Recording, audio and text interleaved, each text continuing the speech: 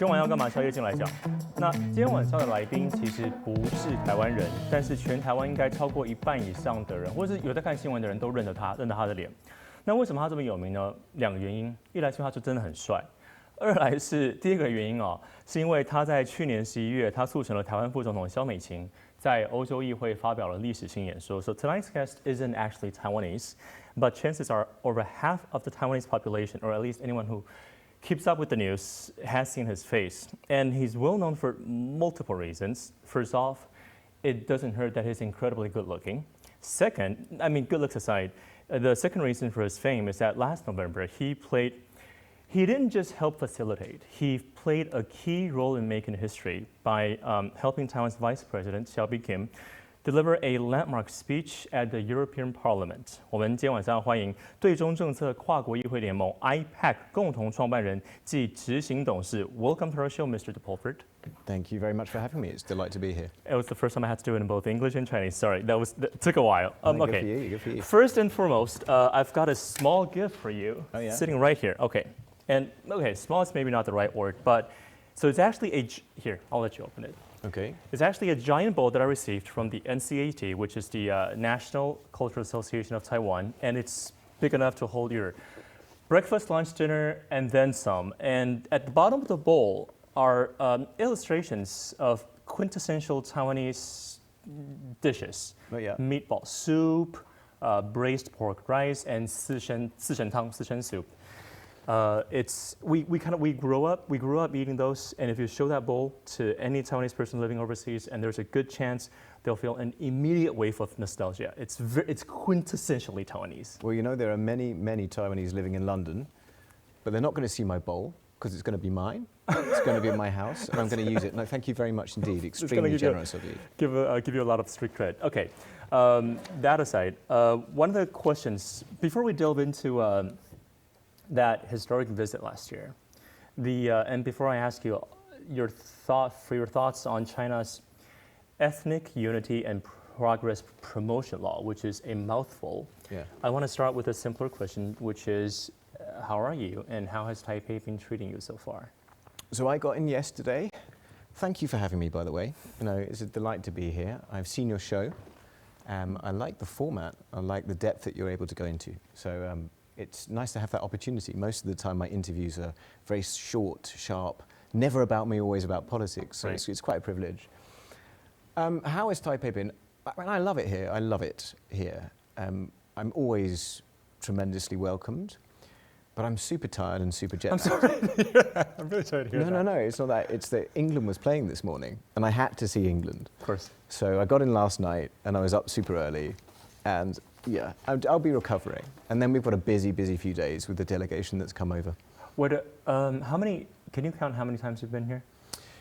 I don't know, it's like 15, 16, something like that. Do you remember the first time you were here? Yes, that was in 2019. Right. Yeah. Were you already, when was IPAC founded? 2020. Okay. What was the purpose of your first visit to Taiwan? I came here with a politician from the UK called Lord Alton, who'd always been very active on Taiwanese stuff, but at that time I was getting quite heavily involved in what was happening in Hong Kong. And I spoke at, which is the Catholic University? Fujian. Yeah.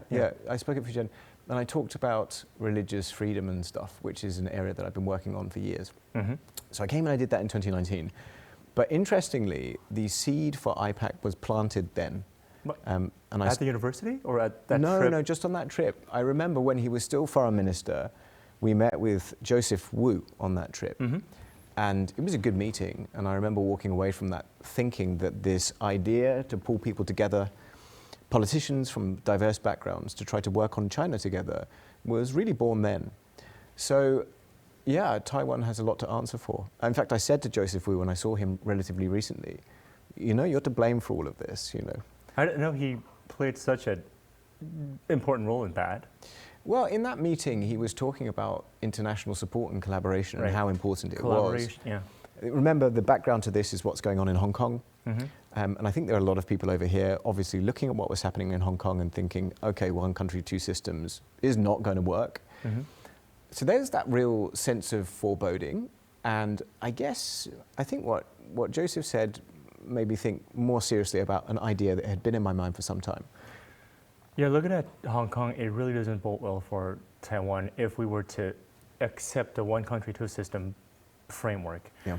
There's a, the day you arrived Taiwan, it was the last day of the exhibition. There was actually an exhibition by the former workers of Apple Daily, who, of course, it's no longer, and they're now in Taiwan. They started this new news outlet, and they did a special exhibition on what they've covered in Hong Kong, and it was a very, very emotional exhibition. I was there, and I shed actual tears. It's so sad to see what's happened there. Yeah. We used to believe that, you know, Hong Kong being a bastion of democracy, sort of, within China's territory, and it's no more, and it's just very saddening.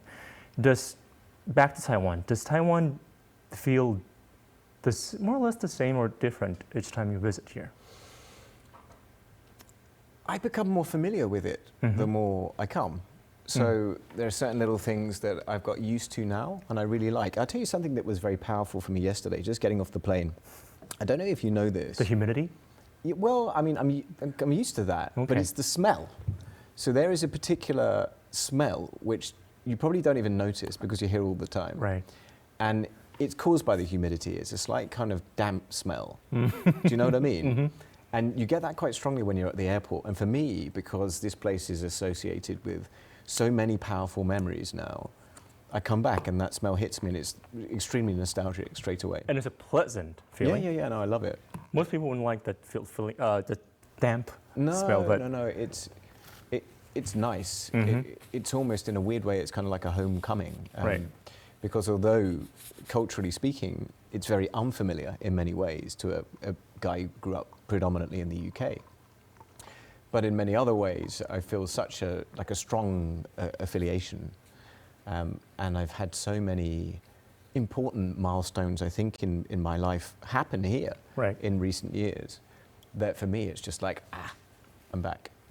I want to pivot to what you just said about where you grew up. You said that you grew up predominantly in the UK, but you also spent some time in South Africa, right? That's right. If I recall correctly. And also you did, so you were in South Africa, but that's when you were like a child. Yeah.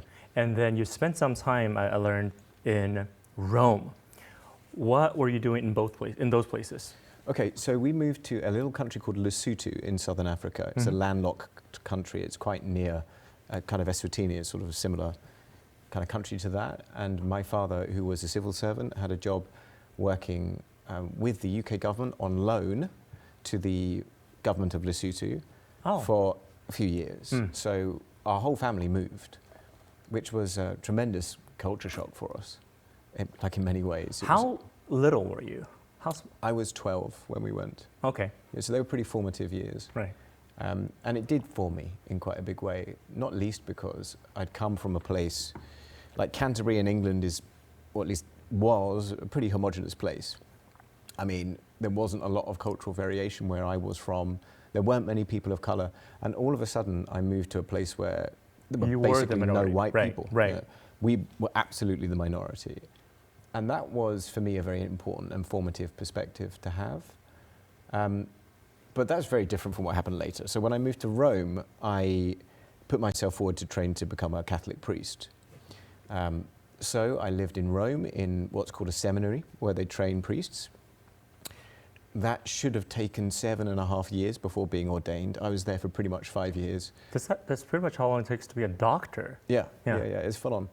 It's full on. In fact, actually, all of these degrees that we talk about now, they have their historical roots in the degrees that they give in seminaries.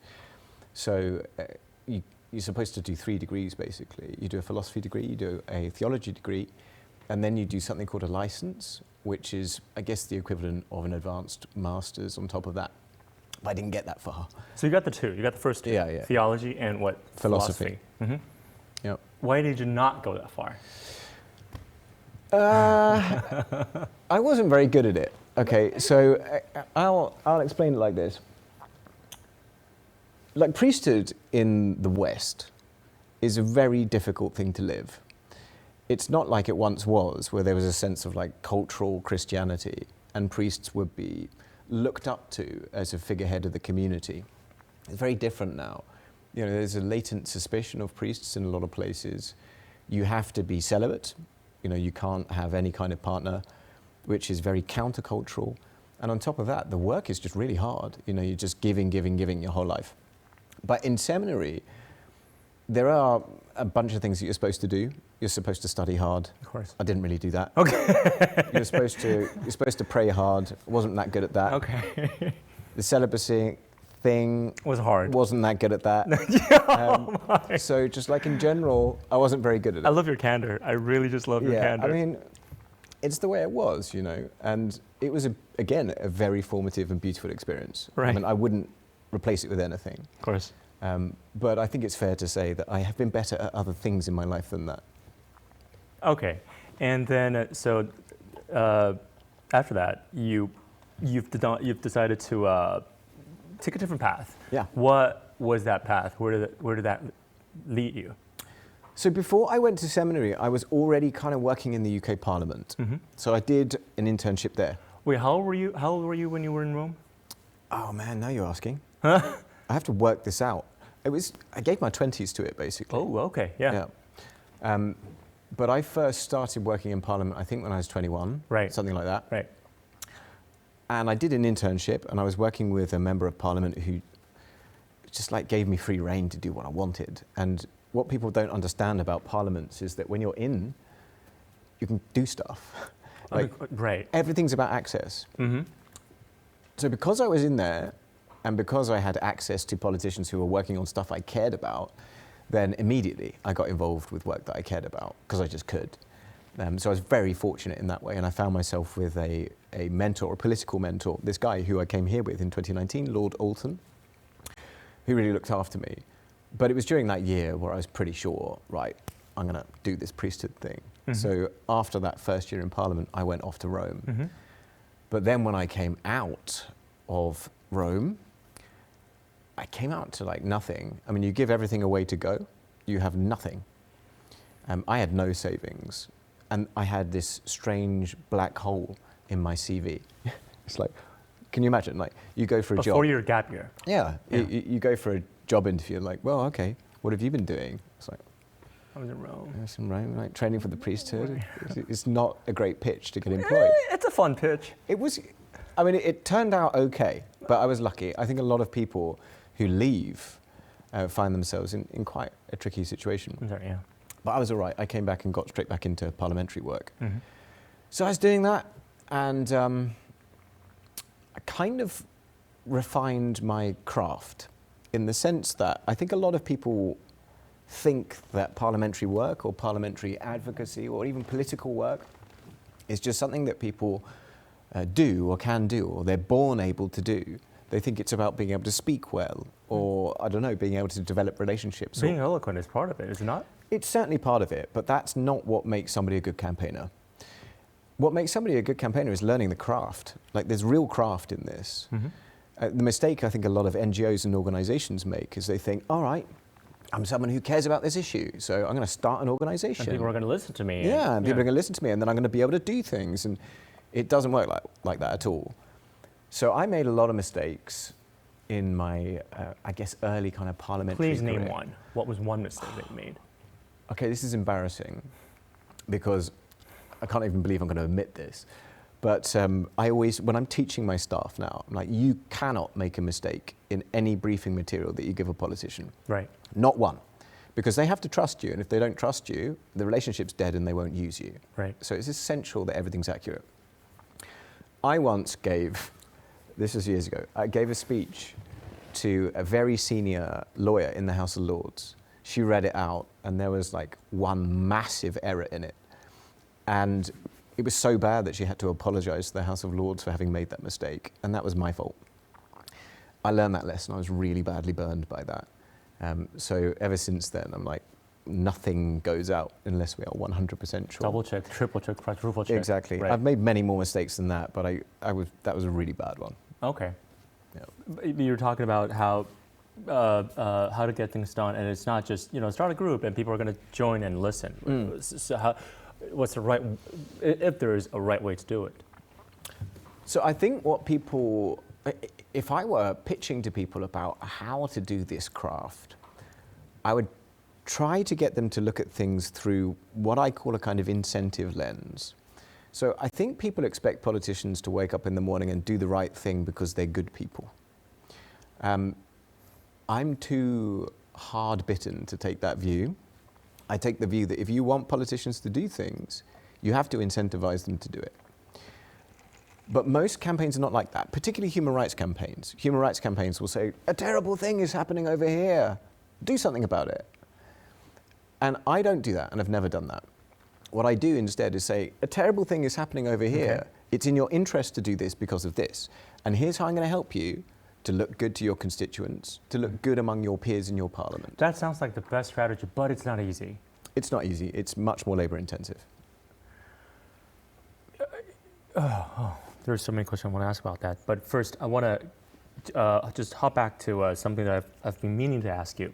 And it has to do with social media. Yeah. After you joined Threads last November, here we go. Taiwanese netizens found you they found you very quickly. And within a short time, tens of thousands of people were just following you. And some were even comparing you to the looks of, the mayor of Taipei. With all these enthusiasm and support online, have you felt the love from Taiwan? So this is a very embarrassing topic, and we can stay with it because I think it's kind of important. I mean, I'll tell you a story. Back in 2019, right? Something. Your first visit. Well, my last visit to Hong Kong. Okay. I can't go back there. I'm named in Jimmy Lai's case, and 160 times. Yeah. So unfortunately, I can't go back there as much as I'd love to. But in 2019, there was this kind of weird thing that happened. I'll tell you the story. One of the most hated politicians in Hong Kong is a guy called Junius Ho. He's not a nice guy. And together with a couple of politicians, I got his honorary doctorate in the UK taken away from him. And I was there in 2019 for the last 3 elections they had, the district council elections. And we went to his constituency. And I didn't realize this now because that guy was he's very embedded with triads and stuff, and he was surrounded by these guys. But I just walked straight up to him through those people and said, I was responsible for getting rid of your doctorate, basically, ha, ha, ha. And this went super, super viral in Hong Kong. And as a result of that, there was a brief period of similar kind of attention based upon looks and stuff. And in that period of time, I'm just going to be honest with you, your ego really likes that kind of thing at one level. Because why not?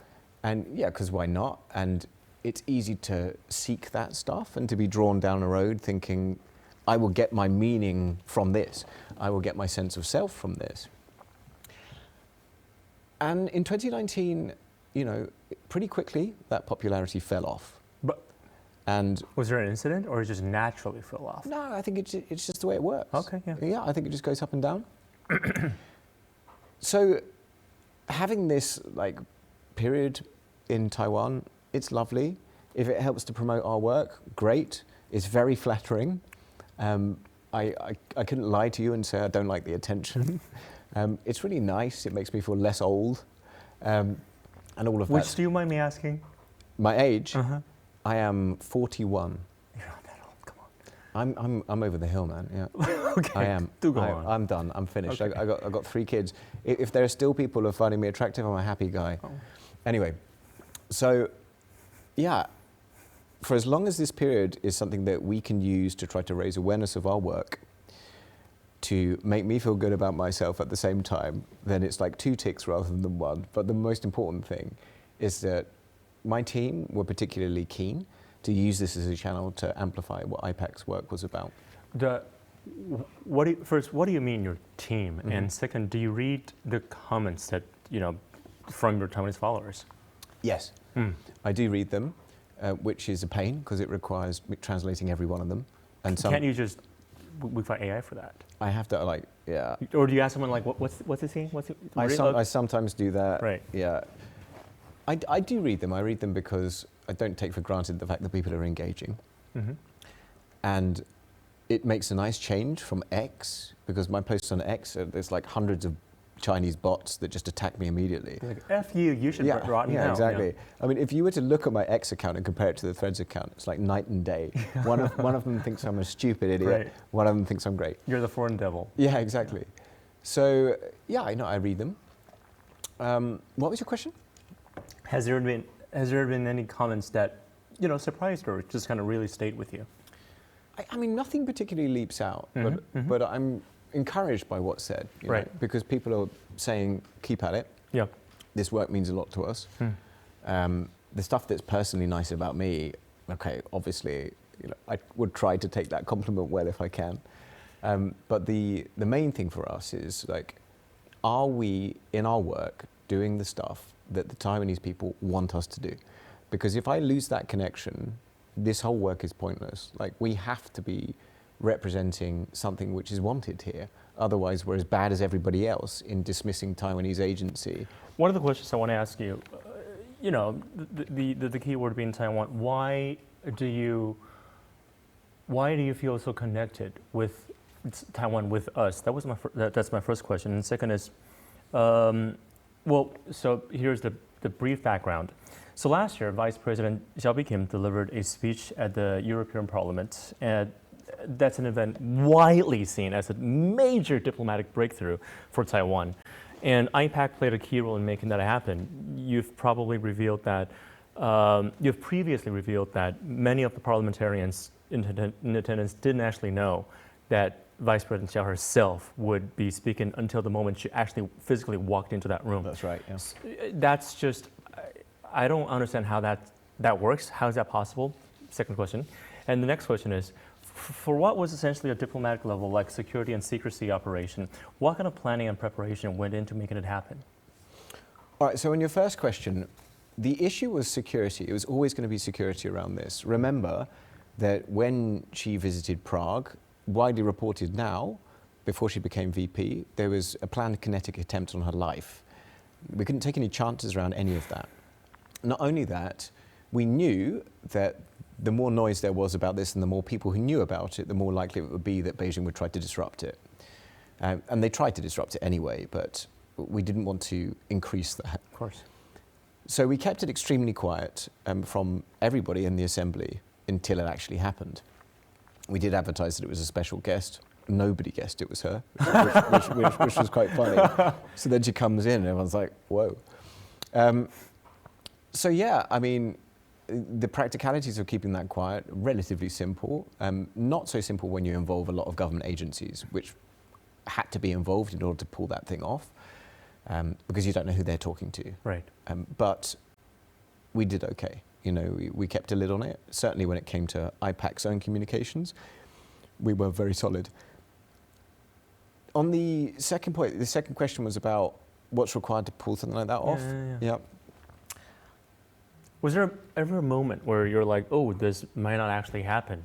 Yeah. Yeah, definitely. At several points. But okay, let me talk you through it. The difficulty with this is that when you're dealing with the European Union, you're not dealing with one government. You're dealing with 27 member states. In addition to that, you've also got the parliament, which is in a country, which is Belgium. So you've got to deal with that government. So what you're actually trying to negotiate is not something with a single country representing a single country's interests. You're trying to negotiate with a massive entity that represents loads of diverse countries' interests, some of which are worryingly pro-China. Hungary being one of them? Hungary would be a definite problem. And not only, there are some other countries in Europe that have got a less than realistic policy when it comes to China. But then in addition to that, you've also got to deal with Belgium. And Belgium itself will have its own view. So there was a lot that needed to be worked through in order to make this thing happen. There were a couple of breakthroughs on this. I think the major breakthrough was that we established that it could happen at all, which means, for the purposes of your listeners, I don't know how much everybody's into one China policies and one China principles. I don't want to go into too much detail, but what we established was that this kind of thing, with senior Taiwanese government representatives speaking in Western or democratic parliaments around the world, can happen if members of parliament have issued that invitation, and it's not something that a government should stand in the way of. So we've established that precedent, which is quite a big deal. But, you know, we had to make sure that there was security for her. We had to make sure that there's protocol for her. These are all things that engage diplomatic arms of various governments. So there was a lot to do. We don't have the time to talk about the difference between one China policy, which is what most countries abide by, I'll say that. And China claims that people should abide by one China principle, which is a totally different matter, but that's something for you to Google on your own. Thank you very much. Was during the planning process, you tried to keep it extremely quiet, of course, but did you ever encounter any pressure from just interesting people from China? Or were you so quiet that they didn't even know what was happening? So the funny thing about this is that, first of all, I've got to credit your government, hey, because there was a lot of work that the Ministry of Foreign Affairs did to make this thing happen. Not straightforward for them. And remember, even though they are excluded and marginalized, they still have diplomatic channels, and they maxed those out. Yeah. They really did. So they did a great job. I'm not trying to say this is all us. Don't say anything you're not supposed to, but Sure. How do they max out those channels? Well, if you imagine that you can't get ministerial meetings as an ambassador, as in their capacity as, then you've got to meet the people that you can, who very often don't have the discretion to say yes or no, and you've got to somehow negotiate with those people. Not straightforward at all. So it's like staff to staff. Yeah, because you're asking the people who don't have the ability to say yes or no, and you're asking them things which have potentially quite serious diplomatic consequences. Like, it's one of the many reasons that the downgrading of Taiwan, diplomatically speaking, is just exceptionally stupid, because it means you can't even have the necessary conversation. So even though they've got limited tools at their disposal, they did really, really well in their negotiations, I would say that. Okay. From our side, look, the truth is, let me be honest about it, there are people who are scared of diplomatic blowback from China, but Taiwan has a place in a lot of people's hearts across Europe and beyond, to the extent that I knew that when I was talking to people internally in the European Union, the mechanics of the European Union government, less so with Belgium, because I don't know those guys so well, but within the European Commission set up, etc., I knew I was talking to people who wanted this to happen. So I went to the right people to be able to poke the right sticks. And yeah, I mean, in the end, even though there was resistance, I felt we were pushing at an open door. People who wanted it to happen, who felt it was appropriate to happen. 好，我们这边暂停一下。刚才 Luke 提到说，其实 IPAC 他们这个组织要运作不容易，因为要同时跟非常多的国家打交道，哈，各个国家都有各自的利益，各自的也许不能够踩的红线，或是非常在意的点需要考量到。那所以这非常不容易，以及同时还要跟他们所在地这个组织所在地比利时的，这算是地主国嘛，哈，也必须要确保每一件事情都顺畅。他们要推动的，无论是计划或者是活动，才可以顺利的进行。那在明天的宵夜镜来讲，我会继续问一下 Luke， 他更多关于你知道台湾、中国以及欧洲的问题。那他特别提到了一个字，我认为很有意思，就是中国的不安全感。锁定明天的宵夜镜来讲。